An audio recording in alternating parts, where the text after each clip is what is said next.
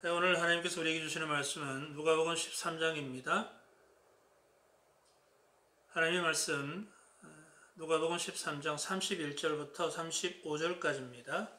오늘 본문의 내용을 가지고 왜 그렇게 놀라십니까? 라고 하는 말씀의 제목으로 함께 은혜를 나누고자 합니다.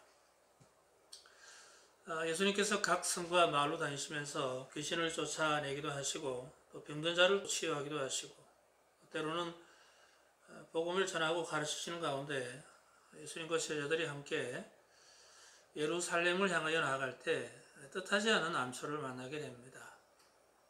물론 그런 일이 한두 번 있었던 것도 아니었지만 그러나 이번의 문제는 좀 특별한 문제입니다.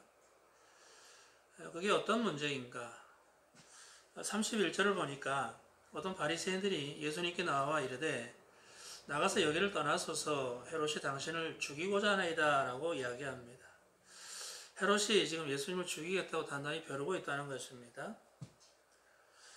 예수님을 죽이려고 하는 그 헤롯은 어떤 인물인가? 그의 본명은 헤롯 안티파스입니다. 헤롯 대왕의 아들입니다. 이 사람은 아주 잔악무도한 인물입니다.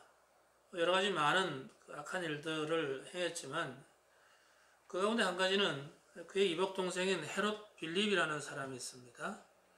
친동생은 아니지만 이복 형제죠. 그의 아내인 헤로디아라는 여자가 있는데 그 여자를 자기 아내로 삼으려고 빼앗아 갔어요. 또 그 헤로디아는 누군가 하면 헤롯 대왕의 손녀입니다.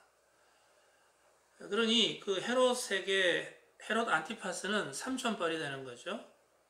조카인 헤로디아를 또 자기 동생의 아내를 자기 아내로 삼으려고 빼앗았던 적이 있습니다. 그 정도로 인간 이하의 삶을 살아가는 인간이죠. 그래서 그런 일에 대하여 세례 요한이 인간으로서는 도저히 해서는 안 될 부도덕한 일이라고 지적을 했습니다. 그러자 듣기 싫었겠죠. 그죠? 자신의 죄를 들추어내니까, 자신이 하고자 하는 일을 방해하니까 그를 잡아다가 감옥에 투옥을 시켰습니다. 그러던 어느 날 헤롯의 생일이 되어서 잔치를 베푸는데 헤로디아의 딸 살로메가 춤을 추면서 자신을 기쁘게 했습니다. 생일 잔치날 그 헤로디아의 딸 살로메가 막 춤을 이렇게 살랑살랑 추고 하니까 기분이 좋아가지고 상을 주겠다고, 네가 요구하는 게 뭐냐, 원하는 게 뭐냐, 내가 나라의 절반이라도 내가 주겠다, 그렇게 호언장담을 하고 상을 주겠다고 하자 그 소리를 듣고 헤로디아가 그 딸 살로메를 시켜서 눈이 가시 같은 세례 요한의 목을 달라고 요구를 합니다. 사단은 자신의 정체를 드러내는 것을 굉장히 싫어합니다. 사단에 붙잡혀서 악한 일을 저지르는 사람들은 진리 앞에 서기를 두려워합니다. 진리의 빛이 자신의 정체를 드러내고 자신의 행한 일들을 들춰내면 싫어하는 거예요. 그러니 헤롯 안티파스도 물론이고 헤로디아가 자신의 죄를 지적하는 세례 요한을 그냥 둘 리가 없죠. 그래서 그를 감옥에 가두어 두는 것도 못마땅하게 생각하고 그를 아예 죽이려고 작정을 하고 딸을 시켜서 세례 요한의 목을 달라고 이야기를 합니다. 그러자 헤롯은 헤로디아만큼은 아니지만 물론 세례 요한이 그렇게 죄를 지적하는 것에 대하여 기분도 안 좋고 왕으로서 체면이 또 안 서잖아요. 그렇기도 하지만 세례 요한이 의로운 사람이라는 것을 알고 죽이는 것을 두려워했지만 헤로디아는 그의 목을 달라고 요구를 했기에 거절을 못하고 또 자신도 헤로디아의 딸에게 약속을 했잖아요. 그러니 거절도 못하고 감옥에 있는 세례 요한의 목을 잘라서 소반에 담아 아내에게 선물을 합니다. 그런 인물이에요. 그런 잔악무도한 헤롯이 예수를 죽이려고 칼을 갈고 있다는 것입니다. 지금 그 땅에서는 그 누구도 그를 대적할 수 없는 막강한 힘을 가진 최고의 권력자인데 그런 자가 지금 예수님을 죽이겠다고 지금 벼르고 있다는 것이죠.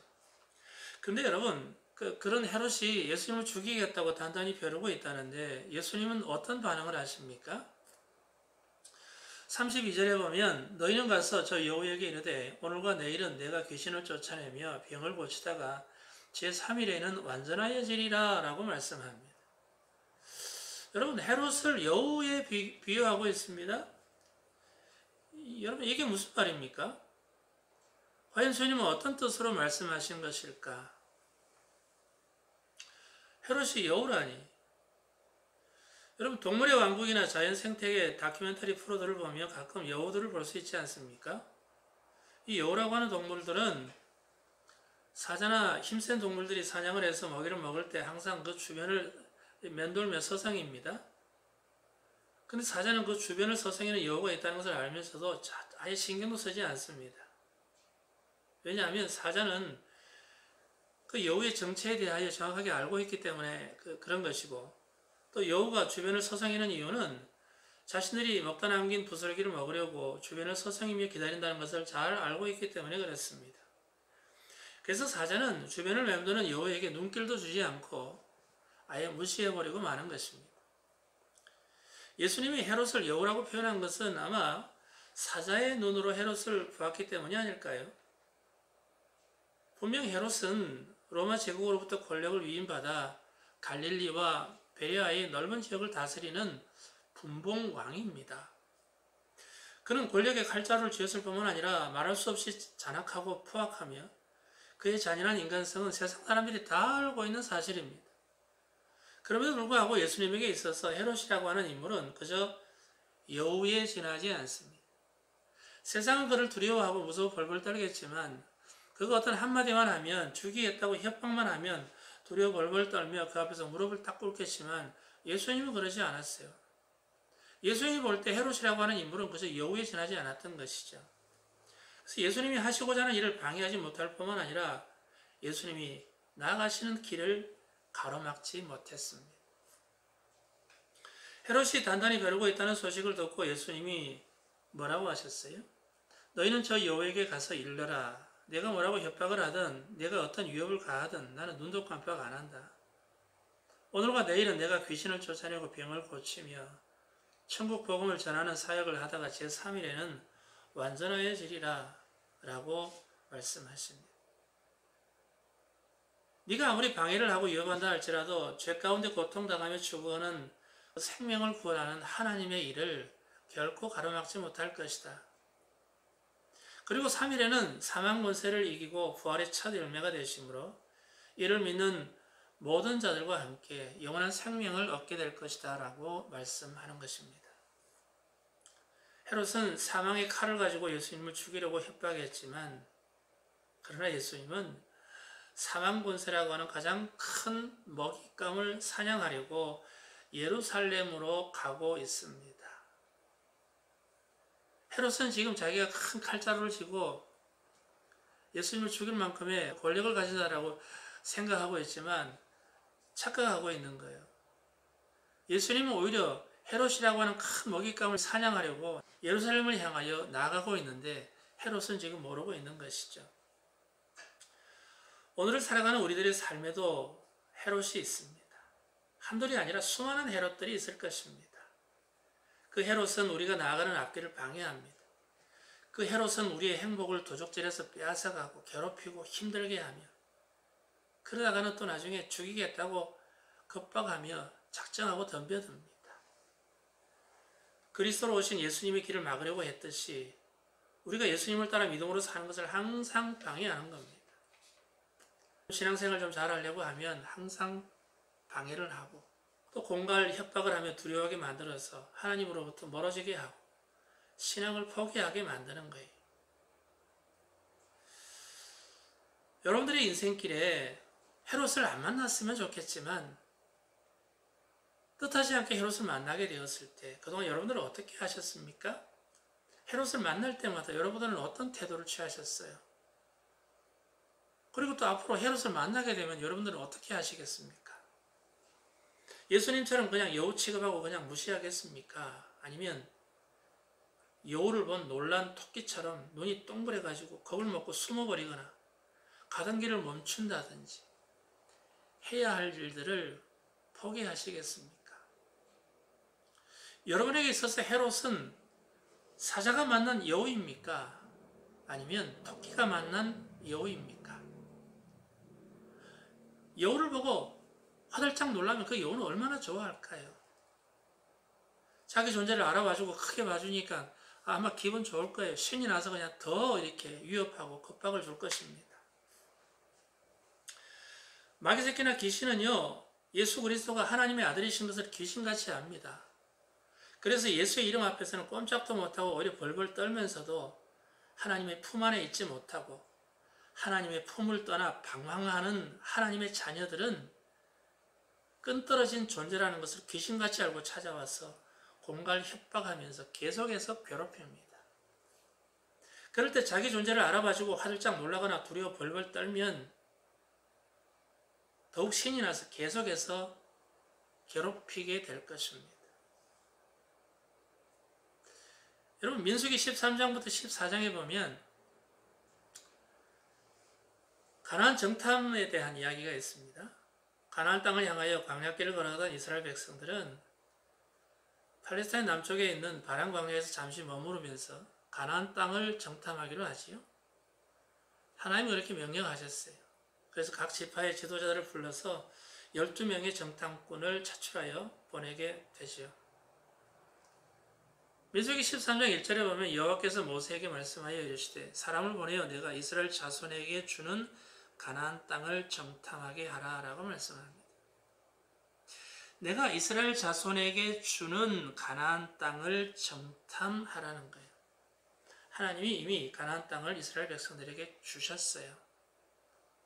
그러나 그 땅에 들어가기 전에 너희들이 해야 할 일이 있어. 그 땅이 어떠한지를 너희들이 준비할 것이 무엇인지 가서 정탐하게 해라 라고 말씀하시죠. 그래서 17절에 보면 모세가 가나안 땅을 정탐하러 그들을 보냈다는 거예요. 그래서 그 땅이 어떠한지 정탐하라. 그 땅 거민이 강한지 약한지 많은지 적은지 그들이 사는 땅이 좋은지 나쁜지 또 성읍이 진영인지 산성인지 토지가 비옥한지 메마른 나무가 있는지 없는지 탐지해라. 그러나 너희들 담대해라. 마음을 단단히 먹고 가라 라고 이야기합니다. 21절에 이에 그들이 올라가서 그 땅을 정탐했다는 거예요. 25절에 40일 동안 땅을 정탐하기를 마치고 돌아와서 바란 광야 가데스에 이르러 모세와 아론과 이스라엘 자손 온 회중에게 나와서 그들에게 보고를 합니다. 모세에게 말하여 이르되 당신이 우리를 보낸 땅에 간즉 과연 그 땅에 젖과 꿀이 흐르는데 이것은 그 땅의 과일입니다 하고 엄청나게 큰 포도송이를 나무 가지에 이렇게 끼워가지고 얼마나 컸으면 그렇게 했을까요? 두 사람이 이렇게 메고 올 정도로 그 정도로 그 땅이 비옥한 땅이라는 거예요. 젖과 꿀이 흐르는 그런 땅이 맞대는 거예요. 그러면서 그거를 증거물로 보여주는 거죠. 그러나 그 땅 거주민은 강하고 성읍은 견고하고 심이 클 뿐만 아니라 거기서 아낙 자손을 보았으며 덩치 큰 거인족을 보았다는 거예요. 아낙 자손들을 보았다는 거예요. 그러면서 그와 함께 올라갔던 사람들은 이르되 우리는 능히 올라가서 그 백성을 치지 못하리라. 그들은 우리보다 강하니라. 이스라엘 자손 앞에서 그 정탐한 땅을 악평하여 이르되 우리가 두루 다니며 정탐한 땅은 그 거주민을 삼키는 땅이요 거기서 본 모든 백성은 신장이 장대한 자들이며 거기서 네피림 후손인 아낙 자손의 거인들을 보았나니 우리는 스스로 보기에도 메뚜기 같으니 그들이 보기에도 그와 같았을 것이니라 라고 이야기합니다. 이거 좋게 평을 한 게 아니라 악평을 했다는 거예요. 그 땅이 정말 기름지고 젖과 꿀이 흐르는 정말 좋은 땅입니다. 근데 그 땅에 있는 사람들을 보니까 네피림 후손들, 아낙 자손들, 덩치가 큰 거인족들이다. 근데 우리가 볼 때 그들과 비교해서 보니까 우리의 모습이 마치 메뚜기 같이 보입니다. 우리는 그들을 상대할 수 없습니다. 분명히 우리는 들어가 봤자 그들에게 집어삼키고 말 것입니다. 스스로 자기 비하, 그죠? 열등감에 사로잡혀서요. 자신들 스스로를 그렇게 메뚜기처럼 여기는 거예요. 하나님은 이미 그 땅을 주셨다라고 말씀하시고 너희들이 그 땅을 점령할 수 있을지 없을지를 보고 하는 게 아니라 하나님이 주신 그 땅을 가서 상황을 살피고 오라라고 말씀하셨는데 이들은 그 땅을 악평했다는 거예요. 하나님이 주신 은혜를, 하나님이 주신 복을 악평해서 도저히 우리는 들어갈 수 없습니다. 그 땅은 정말 하나님이 주신 기름진 땅이요, 옥토라는 것을 알면서도 그 땅에 있는 네피림 후손들, 아낙 자손들을 보고 화들짝 놀라가지고 여우를 본 토끼 눈처럼 동그래가지고 우리는 끝났어. 우리는 그들에 비하면 메뚜기 같은 존재들이야. 별 볼 일 없어 라고 이야기합니다. 그런데 그들과 함께 갔던 12명의 정탐꾼 가운데 10명은 이렇게 악평을 하고 2명의 눈의 아들 여호수아와 여분의 아들 갈렙, 이 두 사람은 다른 생각을 갖고 있습니다. 그 땅을 정탐한 자 중 눈의 아들 여호수아와 여분의 아들 갈렙이 자기들의 옷을 찢고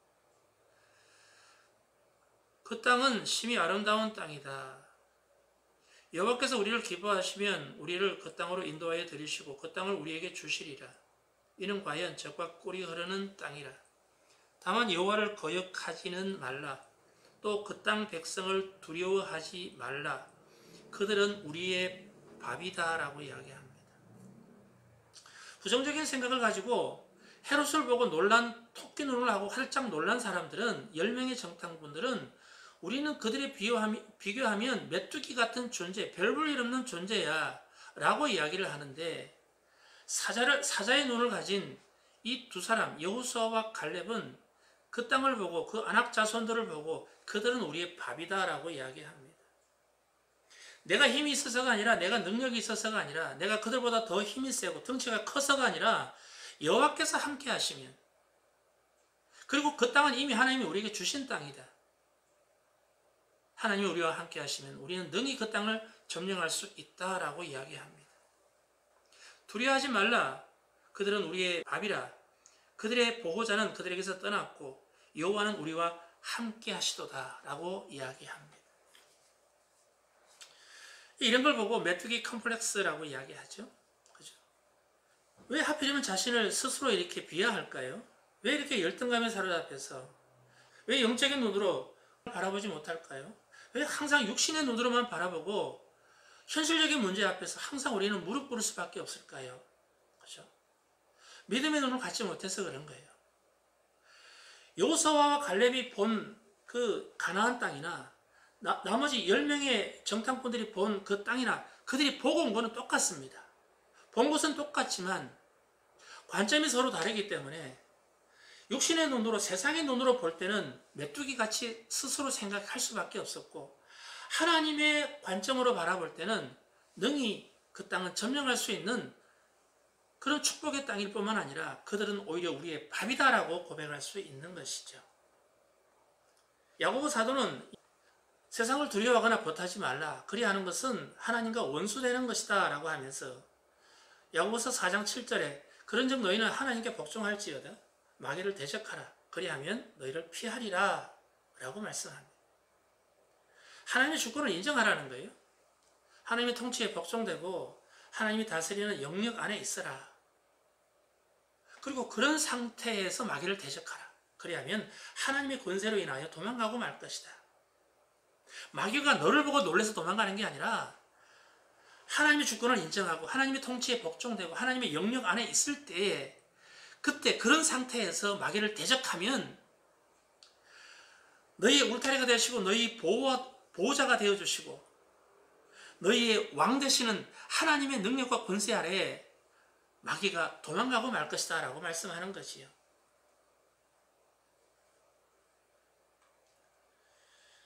요한일서 3장에는 이렇게 말씀합니다. 하나님의 아들이 이 땅에 오신 것은 마귀의 일을 멸하려 하심이라. 우리는 항상 세상을 바라보며 놀라고 두려워 벌벌 떱니다. 헤롯을 볼 때마다 놀란 토끼 눈을 하고 놀라서 벌벌 떨고 있습니다. 세상은 하나님의 자녀들을, 헤롯은 하나님의 자녀들을 늘 핍박하고 괴롭히고, 그죠? 빼앗고 도적질하고 죽이려고 합니다. 그 사단이 하는 일에 대하여 예수님께서 그 마귀의 일을 멸하려고 이 땅에 오셨다는 거예요. 그리스도 예수의 영역 안에 있을 때 그리스도와 함께 할 때는 우리가 세상을 이길 수 있는 거예요. 그러나 예수 그리스도의 손을 놓치고 내 맘대로 내 뜻대로 살려고 하면 세상은 우리를 그냥 두지 않습니다. 당장 덤벼들고 집어삼키려고 하죠.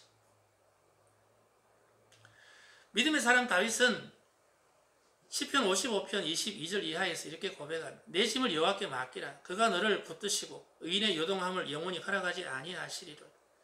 피를 흘리며 속이는 자들은 그들의 날에 반도 살지 못할 것이나 나는 주를 의지할 것이다. 여러분, 다윗이라는 사람 슈퍼맨 아닙니다. 다윗이라고 그에게는 어려움이 없었겠습니까? 그도 사람인데 위기 앞에 서게 될 때 왜 두렵지 않았겠습니까? 다윗도 수많은 헤롯에게, 엄청나게 큰 헤롯에게 시달렸지만 믿음의 사람 다윗은 어떤 어려운 일을 겪게 된다 할지라도 끝까지 주님께 머물기로 결단합니다. 어려움을 당할지라도 주님 앞에서 당하겠다는 거예요. 내가 고난을 당하고 핍박을 당하게 된다 할지라도 주님 앞에서 당할 거라는 거예요. 내가 헤롯 앞에, 내가 골리앗 앞에 두들겨 맞을지라도 하나님 앞에서 내가 고난을 당하고 핍박을 당하겠다는 거죠. 그런 믿음의 결단을 통하여 다윗은 정말 사자 같은 인물이 됐습니다. 그렇게 믿음으로 주님 앞에서 살아가니 하나님께서 그가 어디로 가든지 어떤 대적을 만나든지 항상 이기게 해주셨던 것입니다. 사랑하는 여러분, 세상은 언제나 어떤 작은 문제조차도 크게 확대해서 우리에게 보여주면서 겁박을 합니다. 그래서 우리로 하여금 두려워하고 벌벌 떨게 만들고 세상 앞에서 무릎 꿇게 만드는 것입니다. 지금 세상을 바라보는 여러분들의 얼굴 표정은 어떻습니까? 지금 우리 현실의 문제를 바라보는 여러분들의 얼굴 표정은 어떤 상태입니까? 여우를 보면서 놀란 토끼처럼 눈을 동그랗게 뜨고 있지는 않습니까? 아니면 여우를 바라보는 사자처럼 태연하고 담대한 모습을 하고 있습니까? 여러분, 나 혼자 힘으로는 세상을 절대 이길 수 없습니다. 그러나 세상을 이기신 주님과 함께하면 승리할 수 있습니다. 나는 감당할 수 없지만 주님이 하시면 할 수 있는 것입니다. 그래서 마가복음 9장 23절에서 이렇게 말씀하죠. 할 수 있거든이 무슨 말이냐? 믿는 자에게는 능히 하지 못할 일이 없느니라 라고 말씀합니다. 요한일서 5장 4절에서도 말씀하죠. 대저 하나님께로서 난 자마다 세상을 이기느니라. 세상을 이긴 이김은 이것이니 곧 우리의 믿음이니라. 할렐루야. 부디 여러분 앞에 다가오는 문제와 위기 앞에 여러분 두려워하지 마십시오. 그건 마귀가 가장 좋아하는 일입니다. 주님을 향한 흔들리지 않는 믿음을 통하여 담대하게 세상을 이기시는 여러분들이 다 되어지기를 주님의 이름으로 축원합니다. 우리 다 같이 말씀 붙들고 함께 기도하기를 원합니다. 우리 다 같이 함께 기도하겠습니다.